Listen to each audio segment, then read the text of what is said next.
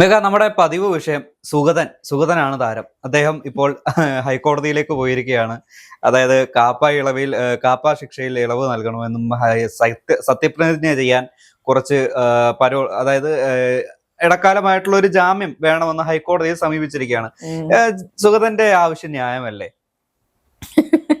സുഗതന്റെ ആവശ്യം ന്യായമാണോന്ന് വെച്ചാൽ ഈ പറഞ്ഞ പോലെ ഭരണഘടന അനുശാസിക്കുന്നത് പോലെ ദൈവനാമത്തിലോ അല്ലെങ്കിൽ ഭരണഘടനയിൽ തൊട്ടോ ഒക്കെ സത്യപ്രതിജ്ഞ ചെയ്യേണ്ട സമയത്ത് അയ്യപ്പനെയും അതൊന്നും തെറ്റുന്നല്ല ഈ പറഞ്ഞ ഭരണഘടനാപരമായ തെറ്റാണ്.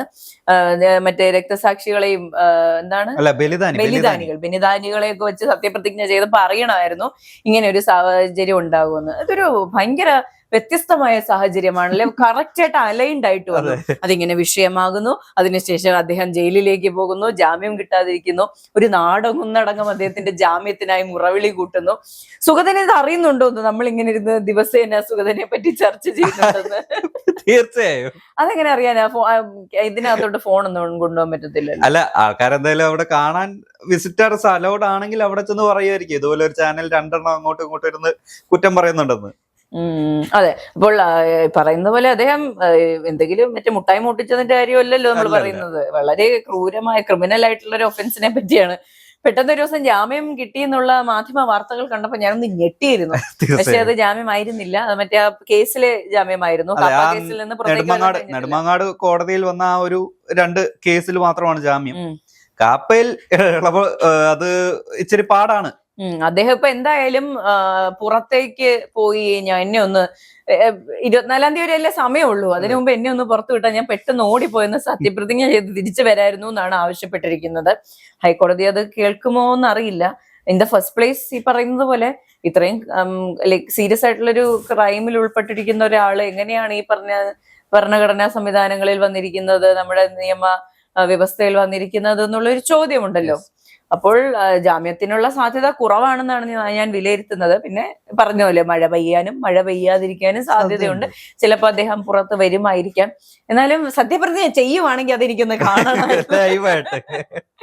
ലൈവായിട്ടോ അല്ലെങ്കിൽ വീഡിയോ മുഖേനയോ അതൊന്ന് കണ്ടാൽ കൊള്ളാമെന്ന് എനിക്കുണ്ട്. അന്ന് ശരിക്കും പറഞ്ഞ എല്ലാ മുഖ്യധാര ചാനലുകളുടെ ഒരു പ്രൈം ആയിട്ടുള്ള ഒരു പ്രധാനപ്പെട്ട ഒരു വീഡിയോ വിഷ്വൽ ആയിരിക്കും, അല്ലെങ്കിൽ ഒരു പ്രധാനപ്പെട്ട ബൈറ്റ് ആയിരിക്കും സുഗതന്റെ ആ ഒരു പുനർ സത്യപ്രതിജ്ഞ. തീർച്ചയായിട്ടും. ഇപ്പൊ 20 പേര് വീണ്ടും സത്യപ്രതിജ്ഞ ചെയ്യണം എന്ന് പറഞ്ഞപ്പോ വലിയ കുട്ടിഘോഷങ്ങളോ ആരവങ്ങളോ ഒന്നും ഇല്ലാതെ ബാക്കി 19 പേരും മിണ്ടാണ്ട് പോയി സത്യപ്രതിജ്ഞ ചെയ്തിട്ട് പോലും എന്തൊരു വാല്യൂ ആയിരുന്നു ആ വിഷ്വൽസിന്. അത് എനിക്ക് ഇപ്പോഴും ഓർമ്മ വരുന്നുണ്ട്. മേളിൽ ഈ പറഞ്ഞ ദൈവങ്ങളുടെ പേരിൽ, താഴെ ഈ പറഞ്ഞ ദൈവനാമത്തിൽ സത്യപ്രതിജ്ഞ ചെയ്യുന്നു എന്ന് വളരെ സൗമ്യമായി പറയുന്നു. ജയ് ബോലോ ഭരത് മാതാ കി എന്നൊക്കെ വിളിച്ചവരും മിണ്ടാതെ ഇറങ്ങി പോകുന്നു. ഇതൊക്കെ ഒരു പ്രശ്നവും ഉണ്ടാക്കാതെ കോടതി പറയുന്നു. അടുത്ത ദിവസം തന്നെ മിണ്ടാണ്ട് പോയി സത്യപ്രതിജ്ഞ ചെയ്തു വന്ന ആൾക്കാരെ പറ്റിയാണ്. പക്ഷെ നമ്മുടെ സുഗതൻ അങ്ങനല്ലല്ലോ. കാത്തിരുന്ന് ഒരു സത്യപ്രതിജ്ഞ എന്നൊക്കെ പറഞ്ഞ് അദ്ദേഹം തിരിച്ചു വന്നാൽ പോലും ഈ പറഞ്ഞ സത്യപ്രതിജ്ഞയ്ക്ക് ഭയങ്കര വാല്യൂ ആയിരിക്കും. കൺഫേം 1 മില്യൺ വ്യൂസ് ഉറപ്പാണത്. അപ്പൊ എല്ലാരും കാത്തിരിക്കുന്ന ഒന്ന് തന്നെയാണ്. പിന്നെ ഒരു കാര്യമുണ്ട്, ഇത് ജാമ്യം ലഭിച്ചാലുള്ള കാര്യത്തെപ്പറ്റിയാണ് നമ്മൾ സംസാരിക്കുന്നത്. ജാമ്യം ലഭിച്ചില്ലെങ്കിൽ നമ്മൾ പറയുന്നത് പോലെ എന്റെ അഭിപ്രായത്തിൽ ശബരിനാഥൻ ഇത് കാണണം. ഇവിടെ ഒരു പെൺകുട്ടി ആലുവേലി ഓഫീസിലിരുന്ന് ദിവസേന താങ്കൾ മേയറാകുന്നത് സ്വപ്നം കണ്ടിരിക്കുന്നുണ്ട്, പ്രവചിക്കുന്നുണ്ട്. അപ്പോ സുഗതന് ജാമ്യം കിട്ടിയില്ല എന്നുണ്ടെങ്കിൽ വി രാജേഷ് നയിക്കുന്ന 6 മാസം മാത്രം പ്രായമുള്ള ഒരു ഭരണസമിതി താഴേക്ക് വീഴുകയാണ്. അപ്പോൾ എന്തായാലും ഇത് ശരിക്കും ഒരു എന്താ പറയാ ഫോട്ടോ ഫിനിഷ് എന്നൊക്കെ വേണമെങ്കിൽ പറയാം. ഞാൻ പറയുന്നത് ജാമ്യം കൊടുക്കുകയാണെങ്കിലും ആ 24-ാം തീയതിക്ക് തൊട്ട് മുമ്പ് മണിക്കൂറുകൾ മാത്രം ബാക്കി നിൽക്കുമ്പോൾ വേണം നിർത്താൻ. അപ്പൊ മാധ്യമങ്ങൾ ഈ അദ്ദേഹം ജയിലിൽ നിന്ന് ഇറങ്ങുന്നത് ഇങ്ങനെ ക്ലോസ് ക്യാമിൽ ഷൂട്ട് ചെയ്ത് ആ വണ്ടി ഇങ്ങനെ ഫോളോ ചെയ്ത് അദ്ദേഹം എത്തി സത്യപ്രതിജ്ഞ ചെയ്യുന്നതൊക്കെ നമുക്ക് വളരെ അടിപൊളിയായിട്ട് കാണാൻ കഴിയും. എത്ര യാത്രകൾ ചെയ്തിട്ടുള്ളതാണ് നമ്മുടെ മീഡിയാസ് അല്ലെ? അതെ. ഇപ്പോ ദിലീപ് വരുന്നതായാലും അല്ലെങ്കിൽ സ്വപ്ന സുരേഷിനെ അറസ്റ്റ് ചെയ്ത് കൊണ്ടുവരുന്ന ഇതെല്ലാം ചേസ് ചെയ്ത മുകേഷ് തിരുവനന്തപുരത്ത് നിന്ന് BMW പോയൊരു പോക്കുണ്ടായിരുന്നു. പിടിച്ചിട്ട് കിട്ടിയില്ലെങ്കിൽ പോലും ഒരു ശ്രമം നടത്തിയിട്ടുണ്ട്. ഓക്കെ. അപ്പൊ ഇതുപോലുള്ള ഇപ്പോ റിപ്പോർട്ടർ പോലുള്ള ചാനലുകളിൽ ഡ്രോൺ ഉള്ളതുകൊണ്ട് സുഗതൻ ആ വണ്ടിയുടെ അകത്തിരുന്ന് എന്തൊക്കെ ചെയ്യുന്നു എന്ന് വരെ ലൈവായിട്ട് ടെലികാസ്റ്റ് ചെയ്യും. അതെ. ഇപ്പൊ എന്തായാലും തിരുവനന്തപുരം കോർപ്പറേഷൻ എനിക്കൊന്ന് ശാപം എന്തെങ്കിലും ആണെന്ന് തോന്നുന്നു. ആര്യ രാജേന്ദ്രൻ മേയറാകുന്നു, അതിനുശേഷം 5 വർഷം പൂർത്തിയാക്കിയാണ് ഇറങ്ങിയതെങ്കിൽ പോലും രാഷ്ട്രീയ ഭൂപടത്തിൽ പേരും ഒന്നുമില്ലാതെയാണ് അവർ ഇറങ്ങേണ്ടി വരുന്നത്.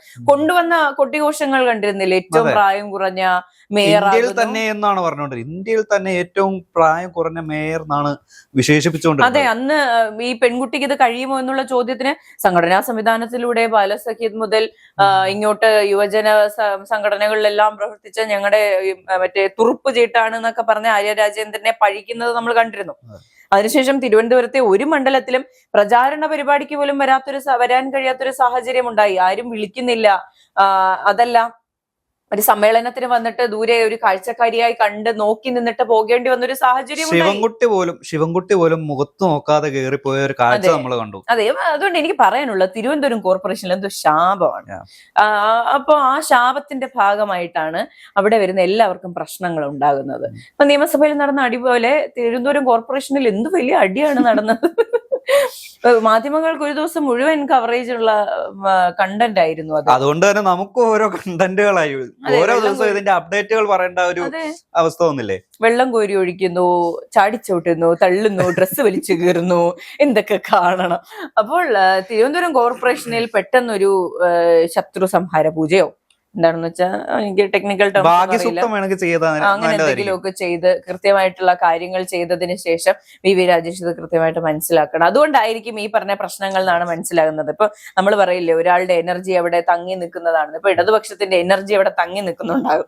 അതുകൊണ്ടാണ് ഇങ്ങനെ പുകച്ച് പുറത്തു ചാടിക്കാനുള്ളൊരു ശ്രമമൊക്കെ നടക്കുന്നത്. എന്തായാലും നോക്കിയിരുന്ന് കാണാം. ഇപ്പോൾ അദ്ദേഹത്തിന്റെ പേര് സുഗതന്റെ ജാമ്യം വേണം എന്നുള്ള ആവശ്യം കോടതി പരിഗണിക്കുമായിരിക്കും. അതായത് ഇടക്കാല ജാമ്യം എന്ന് പറയുന്നത് 13, 14 തീയതികളിലാണ്. വൈകിട്ട് 5 മണി മുതൽ പിറ്റേ ദിവസം, അതായത് 14-ാം തീയതി വൈകിട്ട് 9 മണി ആ ഒരു സമയത്തിന് തിരിച്ച് കൂട്ടിൽ കയറണം. ഇതിനിടയ്ക്ക് 12 മണിക്കൂറിൽ കൂടുതലുണ്ട്. അതെ, ഒരു സത്യപ്രതിജ്ഞ ചെയ്യാനൊക്കെ ധാരാളം. പക്ഷെ പ്രകടനം വിളിക്കാനോ സമ്മേളനത്തിനോ അല്ലെങ്കിൽ മറ്റാരെ പോയി കാണുകയോ ഇതൊന്നും ചെയ്യരുത്. വീട്ടിൽ വന്ന് മിണ്ടാതിരുന്ന് സത്യപ്രതിജ്ഞ ചെയ്ത് തിരിച്ച് വീട്ടിൽ ചെന്ന ഒരു കുളി കുളിച്ച് ഭക്ഷണം കഴിച്ച് നേരെ ജയിലിലേക്ക് വിട്ടോണം എന്നാണ് പറഞ്ഞിരിക്കുന്നത്. ഒന്ന് മനസ്സിലാക്കണം, ഇപ്പൊ സുഗതൻ ജയിലിൽ നിന്ന് ജാമ്യത്തിനാണെങ്കിൽ പോലും ഇറങ്ങിയാൽ മിനിമം ഒരു ഹാരമെങ്കിലും ഇട്ട് സ്വീകരിക്കില്ലേ BJP? തീർച്ചയായും, ഉറപ്പായിട്ടും. അപ്പൊ ഈ പറഞ്ഞ സ്വീകരണ പരിപാടികൾ കൂട്ടണം, ഇതൊക്കെ കൂട്ടണം. അപ്പോൾ എന്തായാലും നമുക്ക് കാത്തിരുന്ന് കാണാം എന്താണ് സുഗതൻ വിഷയത്തിൽ കേരളത്തിൽ സംഭവിക്കാൻ പോകുന്നത്. അടുത്ത 1 മില്യൺ വ്യൂസിനായി കേരളക്കരയാകെ മാധ്യമ ലോകമാകെ കാത്തിരിക്കുകയാണ്.